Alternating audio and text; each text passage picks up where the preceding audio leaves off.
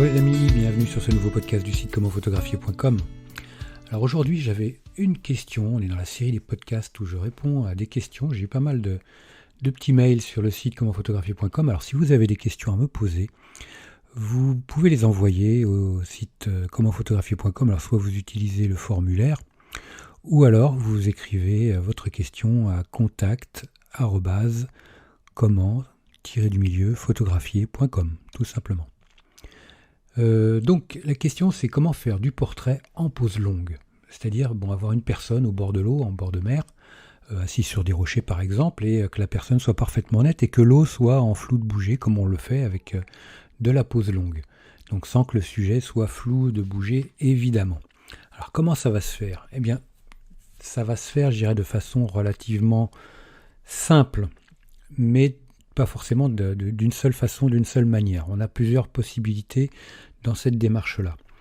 La première chose, c'est on va avoir un flou de bouger au niveau de l'eau, un filet qui va être faible, oui, qui ne sera pas énorme, ça ne sera pas un filet long ou alors une sensation de coton au niveau de l'eau.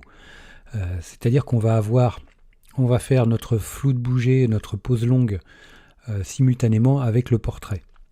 C'est-à-dire qu'on va pouvoir descendre à une vitesse qui va aller jusqu'à la demi-seconde. Alors il est évident qu'on va demander, ou les 3/4 de seconde.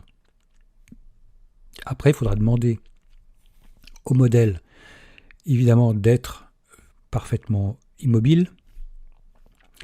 Et on va positionner notre appareil photo sur un trépied.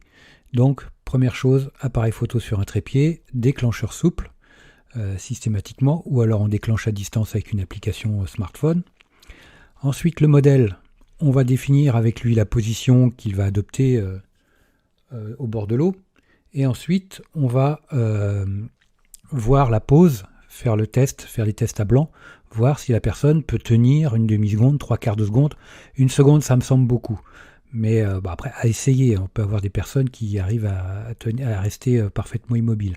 Après, vient la problématique, s'il y a du vent, les vêtements. Si les vêtements bougent, ça va ramener du flou au niveau du personnage. Alors, ça peut être sympathique visuellement, comme ça peut être moche ou pas souhaité par le photographe. Ça sera à vous de définir ces critères-là. S'il y a du vent, donc attention aux vêtements, attention aux cheveux. Les cheveux peuvent être amenés à bouger. Donc c'est pour ça qu'une pause, je dirais, ça va dépendre également une demi-seconde. Tout va dépendre du mouvement de l'eau. Si vous êtes au bord d'une rivière avec un petit passage, avec un mouvement relativement faible, une demi-seconde, ça ne sera pas suffisant.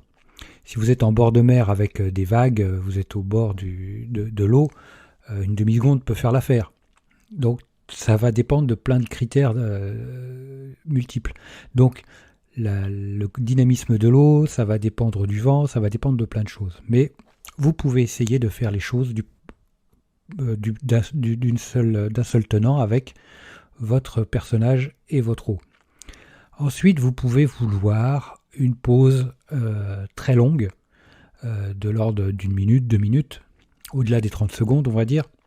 Donc là, il est évident que votre personnage ne tiendra pas cette durée si longue au niveau de la pose. Il ne pourra pas rester immobile, c'est impossible. Donc, dans ces cas-là, il va falloir faire ça en 2 temps. C'est-à-dire que vous gardez votre appareil photo sur un trépied, vous avez votre déclencheur souple, et vous faites votre photo du personnage, la pose de votre modèle dans le cadre général avec une exposition adaptée pour lui.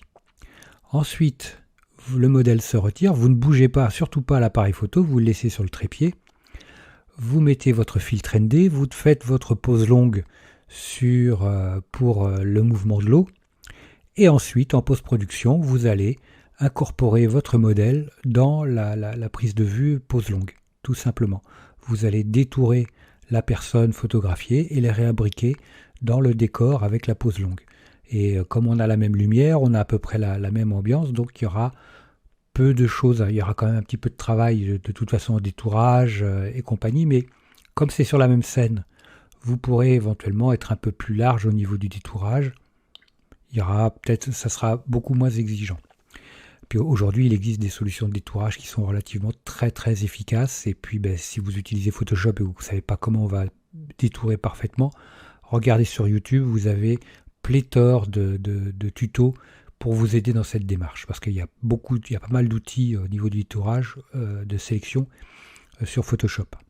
Donc voilà, la solution, c'est également de le faire en 2 temps. Si vous voulez avoir la course des nuages, en plus du flou de bouger de la mer, que la mer cotonneuse et choses comme ça, vous faites en 2 temps. Une pause pour le modèle et une pause pour le paysage, pour ce qu'il y a autour.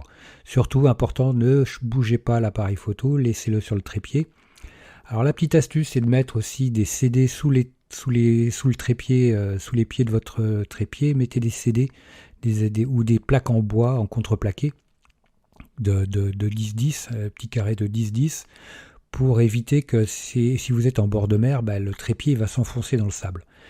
Ça va pas trop se voir, mais ça va se faire, ça c'est sûr. Visuellement, vous le verrez pas beaucoup, mais sur vos photos, vous allez le voir parce que plus rien ne va être calé, quoi. De la première photo à la dernière photo, il y aura un décalage quand même important.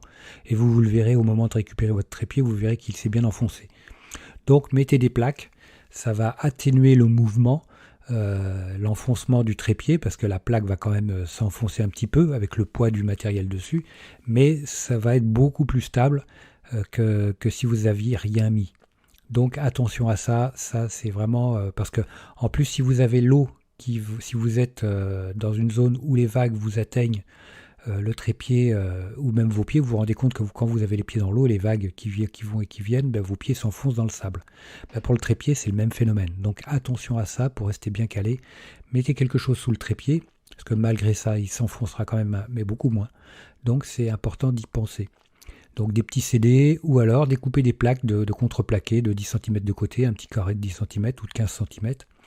Vous en découpez 3 et puis vous mettez ça sur le sable, vous posez le trépied par-dessus et un sous chaque pied et puis ça sera une base beaucoup plus stable pour que le trépied s'enfonce beaucoup moins vite et comme ça vous aurez des images qui seront beaucoup plus qui seront beaucoup plus en phase les unes les autres et il y aura moins de travail pour que tout soit en correspondance.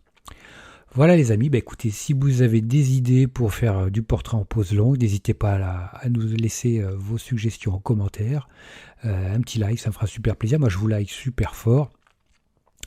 Et puis au niveau du filtre ND, je repense à ça. Le filtre ND va dépendre de la pose que vous voulez faire. Si vous voulez une pose légère, un filtre ND léger suffira, ND4, ND8. Si vous voulez une pause longue, un ND1000 ou un ND400, c'est 9 ou 10 stops d'assombrissement. Donc à vous de voir, j'ai fait des vidéos à ce sujet sur le site commentphotographier.com sur l'utilisation du filtre ND, comment est-ce qu'on utilise des timers, quel filtre choisir en fonction de ce qu'on veut faire. Vous avez tout ce qu'il faut sur le site commentphotographier.com. Donc, ou même sur la chaîne YouTube, vous retrouverez tout ça sans difficulté. Donc un petit like, moi je vous like super fort, n'hésitez pas à partager ce podcast, à vous y abonner, c'est super important, abonnez-vous à cette chaîne également, partagez, et puis je vous dis à très vite. Ciao les amis. Dernière petite chose avant de se quitter, si ce n'est pas déjà fait, je vous encourage à faire partie de ma liste de contacts pour bénéficier de conseils quotidiens, d'astuces photographiques, de choses vraiment utiles et intéressantes à connaître, à savoir, ou à se faire rafraîchir la mémoire sur certains sujets. Il y a toujours un intérêt à avoir un petit lien entre nous au niveau quotidien. Il y a aussi quelques réclames commerciales, je dirais, de temps en temps. Voilà, donc n'hésitez pas à aller voir sur les formulaires du site comment-photographier.com.